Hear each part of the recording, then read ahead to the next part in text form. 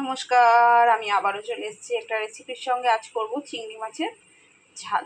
এই চিংড়ি মাছের ঝালটা একটু অন্যরকম হবে, কোনো ভাজি চিংড়ি মাছের ঝামেলা ছাড়াই আজকে চিংড়ি মাছের ঝালটা আমি তৈরি করে নেব। এখানে চিংড়ি মাছটা আমি খুব ভালো করে কেটে পরিষ্কার করে নুন হলুদ মাখিয়ে নিয়েছি। আর এখানে আছে পেঁয়াজ আর টমেটো পেস্টটা কিন্তু খুব ফাইন নয়, একদম মিহি নয়, একটু দানা দানা আছে। আর এখানে আছে পোস্ত বাটা। আর বাকি যে মশলাগুলো লাগবে সেগুলো আমি আস্তে আস্তে দেবো, তখন দেখিয়ে দেবো। তো চলুন, এখানে আমি তেল বসিয়ে দিয়েছি। এটা কিন্তু সর্ষের তেল আর সাদা তেল আমি মিশিয়ে দিয়েছি। তো তেলটাও গরম হয়ে গিয়েছে। এবার আমি এই অবস্থায় দিয়ে দেব পেঁয়াজ আর টমেটো পেস্টটা।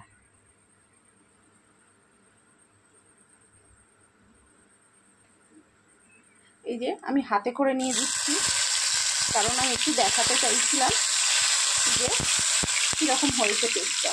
তো চলুন, পেঁয়াজ টমেটো পেস্টটা কড়াই দিয়ে নিয়ে আসছি। এবার এর মধ্যেই দিয়ে দেবো স্বাদ মতো নুন। এবার এটা ভেজে নেবো একটু।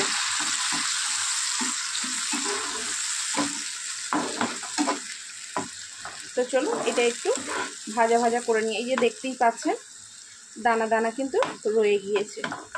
একদম ফাইন পেস্ট এটা করিনি আমি, জাস্ট একবার কুইক ঘুরিয়ে নিয়েই মিক্সারে নামিয়ে নিয়েছি। তো চলুন, এটা একটু ভাজা ভাজা হয়ে যাক, আমি আসছি। এই যে দেখুন ভাজা ভাজা হয়ে গিয়েছে।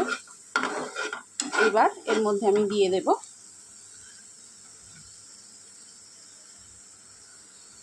হাফ টিস্পুন আদা রসুন পেস্ট।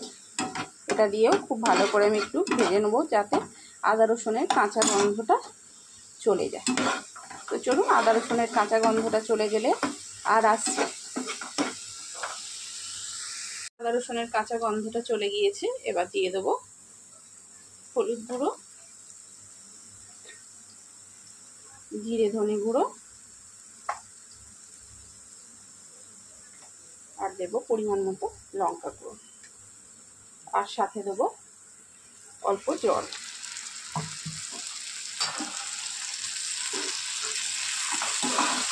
এবার এটাকে খুব ভালো করে কষিয়ে নেব।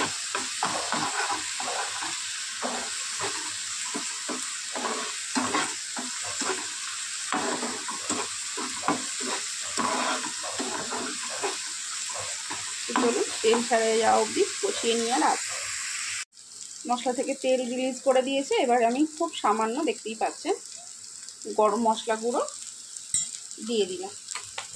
এর সঙ্গেই আমি দিয়ে দেব নুন হলুদ মাখিয়ে রাখা চিংড়ি মাছটা। চিংড়ি মাছটা কিন্তু অবশ্যই খুব ভালো করে পরিষ্কার করে নেবে। এই যে মধ্যিখানে একটা নাড়ি থাকে, যেটার মধ্যে নোংরা থাকে, ওটা খেলে অ্যালার্জির সমস্যা হতে পারে। সেটা কিন্তু অবশ্যই বের করে নাও। আমি কিন্তু বের করে নিয়েছি। অনেকেই কেটে বের করে, কিন্তু আমি কিন্তু কেটে বের করি না। তাতে দেখতে চিংড়ি মাছগুলো কীরকম লাগে, আমার ভালো লাগে না। তাই আমি কিন্তু এরকম গোটা অবস্থাতেই চিংড়ি মাছের নাড়িটা ফেলে দিয়েছি। মাথার কাছেও কিন্তু চিংড়ি মাছের নোংরা থাকে, সেটাও ফেলে দিতে হয়। সেগুলো ফেলে দিয়ে যাদের অ্যালার্জির সমস্যা, তাদের কিন্তু আর অ্যালার্জি হবে না। তো চলো, এটা একটু চিংড়ি মাছটা দিয়ে কষিয়ে নিই, তারপরে এর মধ্যে বাকি যে মিক্সারের বাটিটা ধোয়া জলটা রয়ে গেছে সেটা দিয়ে আর একটু কষিয়ে নেব।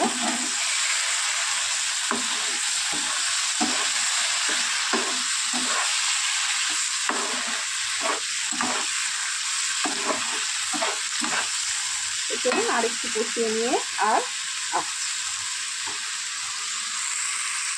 চিংড়ি মাছটা উল্টে পাল্টে ভালো করে কষিয়ে নিয়েছি। এবার দিয়ে দেবো বেটে রাখা পোস্তটা।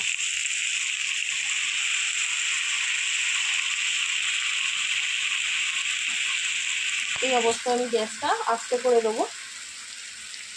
আর এর সঙ্গেই পোস্ত বেটে রেখেছি তার বাটির ধোয়া জলটাও আমি দিয়ে দেবো।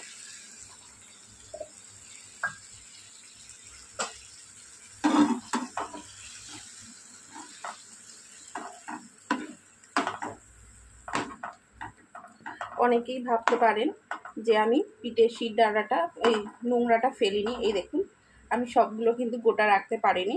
এই যে একটা যেরকম বের করতে গিয়ে কেটে গিয়েছে, আরও আছে এরকম।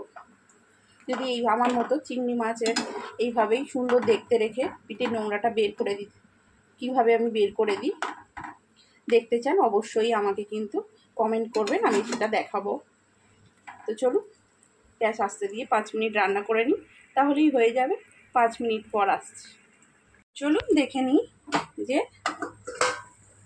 চিংড়ি মাছটা কতটুকু হয়েছে।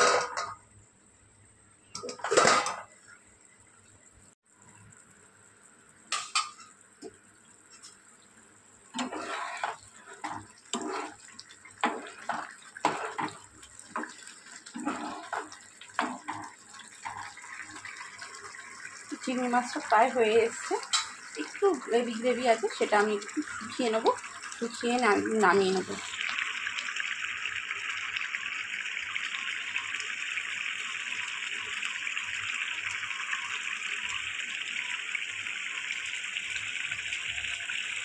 তৈরি হয়ে গিয়েছে আমার চিংড়ি মাছের ঝাল। তো নামিয়ে নিয়ে আর আসছি। তো সার্ভ করে দিয়েছি আমি আমার চিংড়ি মাছের ঝাল। রেসিপিটা কেমন লাগলো অবশ্যই তো কমেন্ট করে জানাবেন, আর রেসিপিটা ভালো লেগে থাকলে অবশ্যই লাইক শেয়ার অ্যান্ড সাবস্ক্রাইব করে দেবেন। আপনারা ভাবেন হয়তো দিদিভাই কিছুই খুব ভালো প্রেজেন্টেশন করতে পারে না, সত্যিই আমি পারি না। আমি তাই যেভাবে পারি সেইভাবেই আপনাদের সামনে তুলে ধরার চেষ্টা করি।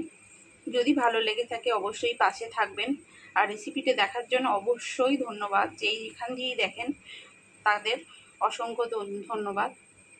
তো চলুন আজকের মতো টাটা, দেখা হবে অন্য কোনো দিন অন্য কোনো রেসিপির সঙ্গে।